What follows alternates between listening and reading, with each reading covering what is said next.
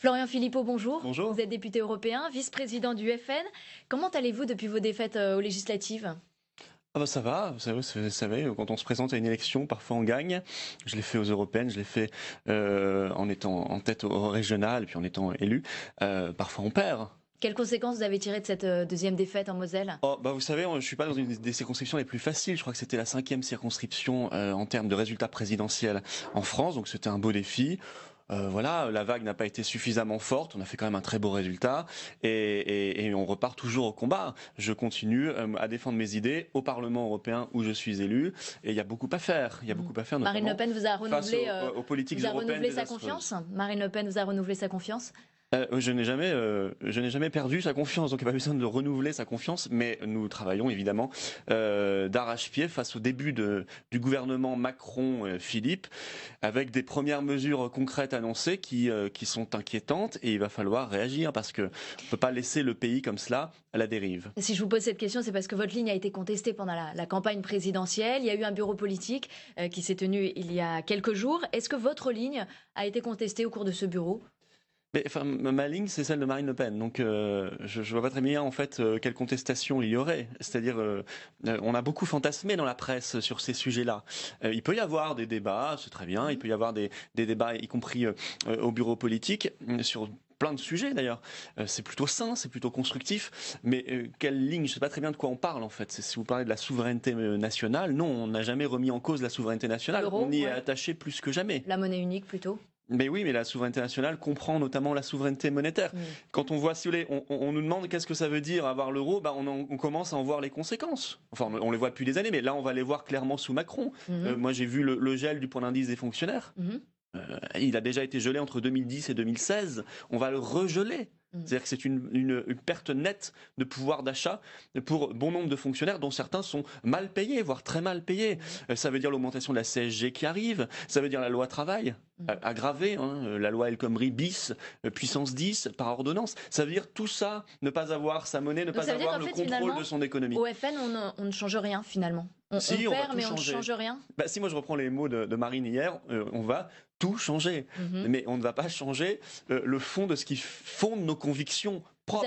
Le patriotisme, c'est-à-dire l'amour de la France et l'idée d'une France libre, d'une France sûre, d'une France prospère. Vous allez changer l'expression sur l'immigration. Sophie Montel, on a parlé justement au bureau politique. Est-ce qu'il faut changer la manière de parler sur l'immigration, le discours du FN? Mais oui, mais je pense qu'il n'y a aucun débat qui doit être tabou. Il ne s'agit pas de changer le fond. Bien sûr que nous sommes défavorables à l'immigration massive, et tout le monde le sait bien pour le retour des frontières nationales.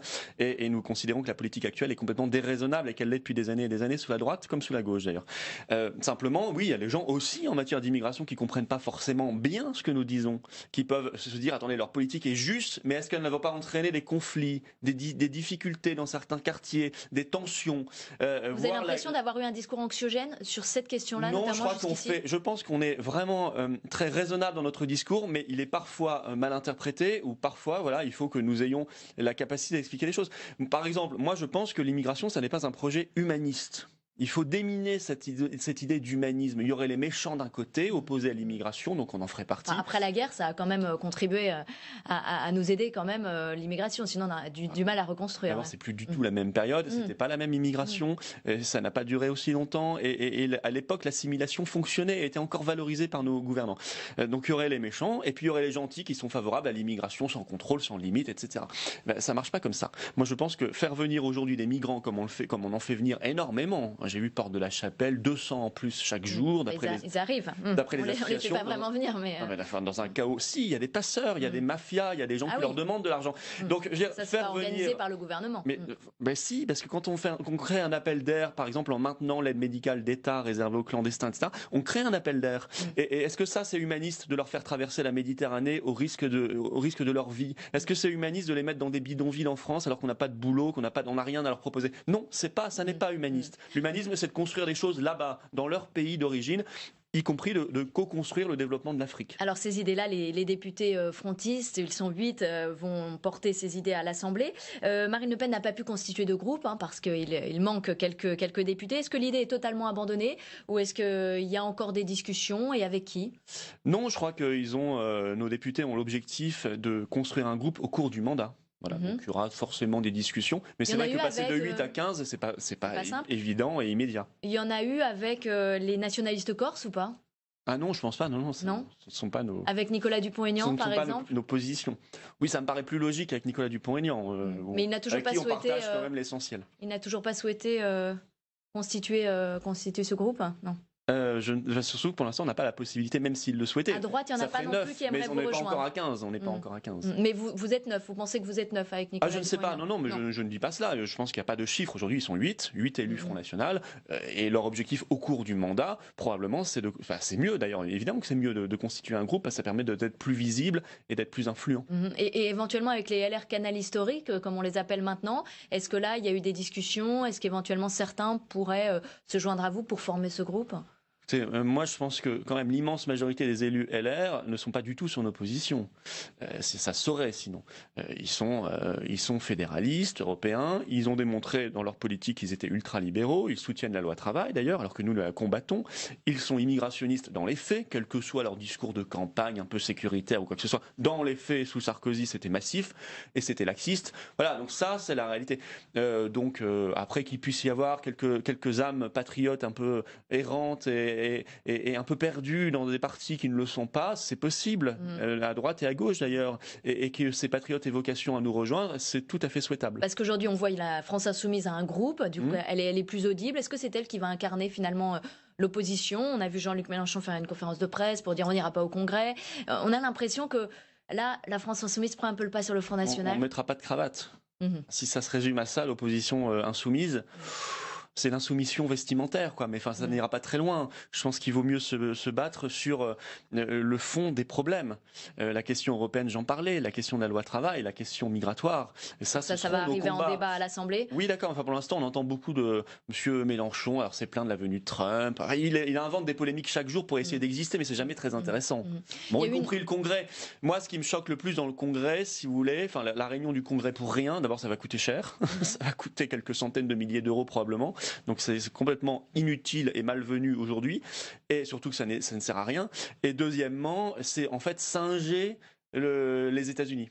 Voilà. On voit bien que M. Macron veut s'offrir son discours sur l'état de l'Union, où le président américain réunit le Congrès. Bon. Mais pourtant, les députés FN ont dit qu'ils s'y rendraient. Oui. Pourquoi ne pas le boycotter finalement ? Non, parce que ça n'a aucun intérêt. Le mandat commence, le quinquennat commence. Je pense qu'ils veulent voir comment ça va se passer. Ils veulent pas être dans cette position-là. Mais est-ce que c'est bienvenu de faire cela alors qu'on a le lendemain le discours de politique générale du Premier ministre ? Non. Non, pourquoi ? Mais je vous le dis, c'est vouloir singer à tout prix à chaque fois les États-Unis, ça en devient un peu ridicule quand même. Voilà. Qu'est-ce que vous attendez finalement de ce discours ? Parce qu'il paraît qu'il pourrait y avoir une réforme institutionnelle annoncée, et pourquoi pas la proportionnelle ? Est-ce que éventuellement ça c'est une de vos attentes ?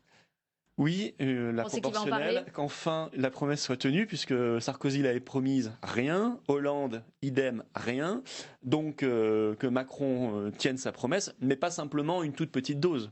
Il faut, vous parliez de la France Insoumise qui avait plus de députés, oui, mais ils ont fait beaucoup moins de voix que nous, parce que nous n'avons pas de proportionnelle en France, donc il y a un énorme problème démocratique, donc il faut une proportionnelle intégrale, quitte à mettre une prime majoritaire pour créer des majorités et qu'il n'y ait pas d'instabilité, mais que tout le monde, en votant, que chaque citoyen, en votant, se dise « je vais avoir des élus, je vais être représenté ». Parce que si ça n'est pas le cas, et ça n'est plus le cas, les gens ne vont plus voter. Et donc ça donne des élections législatives, vous avez 57% d'abstention, ce qui est hallucinant, enfin ce qui est dramatique. Pour revenir à l'Assemblée, il y a une guerre des droites qui a lieu en ce moment. C'est parti d'un poste de questeur attribué à Thierry Solère. Est-ce que cette guerre des droites, finalement, elle ne peut pas faire vos affaires ? Ce sont des guerres de clans, ça, des guerres de personnes. Il y a l'opposition, il y a les LR officiellement macronistes, ce sont les constructifs, et puis il y a les LR officieusement macronistes. Parce que sur le fond, ce sont ceux qui sont canal historique ou pas constructifs ou je ne sais quoi. Mais dans le fond, ils partagent les mêmes idées. Ils les partagent d'ailleurs aussi avec le Parti socialiste. On va écouter. Donc ce sont des guerres de personnes pas très intéressantes. Je pense que les vrais débats qu'on doit avoir là-bas sont des débats de fond. Quel modèle pour la France ? Jupiter, soi-disant, Macron serait Jupiter. Enfin, c'est un Jupiter dans la forme, dans la communication, mais dans la réalité. Quel pouvoir reste-t-il au gouvernement français aujourd'hui? On ne gère ni nos frontières, ni notre monnaie, ni notre budget, ni notre diplomatie. Le quinquennat commence. Ah non, mais ça, c'est structurel. On a signé des traités qui nous mettent sous soumission. Donc, je veux dire, c'est Jupiter en fait au pied d'argile. Sur cette guerre des droites, je vous propose qu'on écoute Christian Jacob, donc président du groupe LR Canal Historique. De droite, il n'y a pas une clarification qui est en train de s'opérer à droite, là? Il faudrait surtout, ça pose le problème du respect de l'opposition à l'Assemblée nationale, tout simplement, puisqu'on voit que des pratiques anciennes de la Ve République, qui visent à un certain équilibre, ne sont pas respectées. On est revenu à la 4e? Je ne sais pas à quoi on est revenu, mais enfin, on va vers quelque chose qui est assez inquiétant. De la même manière, la manière dont Emmanuel Macron traite la presse. Alors, évidemment, donc il a une pensée trop complexe pour accepter des interviews, donc il préfère faire un discours sans contradiction. Il y a beaucoup de journalistes qui avaient du mal à rentrer dans vos meetings, notamment pendant la campagne présidentielle. Bah non, on n'a pas. C'est amusant de nous entendre défendre la presse aujourd'hui. Attendez la suite parce que je vous défends pas en fait. Je pense que la presse paye. Non, parce que la presse paye sa soumission totale pendant la campagne. Donc en fait, Macron s'est habitué à n'avoir aucun contre-pouvoir. Voilà, il avait une presse servile en face de lui. Donc évidemment aujourd'hui, il la traite comme elle s'est mise elle-même en situation d'infériorité pendant la campagne, en n'allant jamais chercher les contradictions et en ne révélant pas les affaires dont elle était au courant. L'affaire Ferrand, tout le monde le savait, manifestement. En tout cas, les agences de presse le savaient. En tout cas, elle a été sortie. Elle a été sortie après. Elle a été sortie après. Oui, et quand on parlait de l'affaire Bayrou, quand moi je citais le livre de Corinne Lepage qui évoquait déjà l'affaire Bayrou, etc. Oui, il faut avoir des preuves pour sortir aussi. Non, mais le livre de Corinne Lepage, c'est elle qui l'a écrit. Jamais elle n'était interrogée sur ça. Jamais c'était repris. Enfin, c'était hallucinant. Donc évidemment, il s'est habitué à une servilité. Donc il en use et il en abuse. Alors, est-ce qu'à droite, éventuellement, il y a des passerelles qui sont possibles avec vous? Thierry Mariani a dit qu'il y avait des barrières à casser en termes de personnes. Est-ce que vous avez eu des contacts avec lui? Est-ce qu'il y en a qui ont été établis? Moi, je suis persuadé qu'effectivement, il y a des gens qui sont sincèrement souverainistes, gaullistes, patriotes, à droite, à gauche aussi, bien sûr, et qui sont peut-être encore dans des appareils politiques qui ne correspondent plus du tout à leur pensée. Et il faut discuter avec eux, bien sûr. Avec Éric Ciotti aussi. Tout le monde. Avec Éric Ciotti, il y a eu des contacts ou pas? Éric Ciotti, je vois très bien ce qu'on partage avec lui. D'accord. Pierre Lelouch aurait dîné avec Marine Le Pen, ça c'est vrai ou pas? Je rentre pas dans ce genre de... Non, mais le propos est plus général. Après, que chacun ait envie de rencontrer et de discuter des dirigeants. Ça fait quand même plusieurs personnalités là à droite qui tourneraient autour du Front National. Il paraît que vous auriez proposé une circonscription Henri Guénaud dans le Var. Ça, c'est vrai ou pas? Mais nous avons eu des discussions avec tout le monde, avec beaucoup de monde, et voilà. Écoutez, c'est bien. Avec Henri Guénaud, par exemple. Y compris, on a discuté avec Nicolas Dupont-Aignan, vous le savez, ce qui était nouveau, et ça a permis de mieux se connaître. Est-ce que vous pensez que vous avez des choses à dire à Laurent Wauquiez, comme le pense Marie-Maréchal Le Pen? Mais vous avez vu lui-même ce qu'il a dit. Il ne veut pas entendre parler de la moindre discussion avec le Front National. Il peut changer d'avis. Il peut changer d'avis, mais sur le fond, moi je me souviens aussi de Wauquiez ministre qui défendait des options politiques très différentes des nôtres. On va écouter Benjamin Griveaux qui a pris la parole ce matin à propos de l'audit des finances publiques. Tenir les objectifs de Bruxelles ou les promesses de campagne pour vous? Déjà, en réalité, on fait le bilan de la gestion précédente. Qui a été pendant 2 ans ministre de l'économie, qui a été maître à Bercy, c'était Emmanuel Macron. Donc en fait, ce rapport de la Cour des comptes est accablant pour Emmanuel Macron. Donc à mon avis, c'est pas celui qui a aggravé... C'est le budget de 2017, donc il était plus au gouvernement 2017 à ce moment-là. aussi dépend de ce qui s'est passé en 2016, en 2015. Bon. Donc en réalité, c'est pas celui qui a aggravé les problèmes qui aujourd'hui va les résoudre. Il y a peu de chance, honnêtement. C'est un raisonnement intellectuel assez simple. Ensuite, ça, on l'a entendu depuis 30 ans. À chaque fois qu'on a une nouvelle majorité, un nouveau gouvernement, la situation est catastrophique, on le découvre et on va prendre des mesures terribles. Il faut se poser des questions. Pourquoi on ne cesse d'augmenter les impôts? Ils vont continuer à le faire.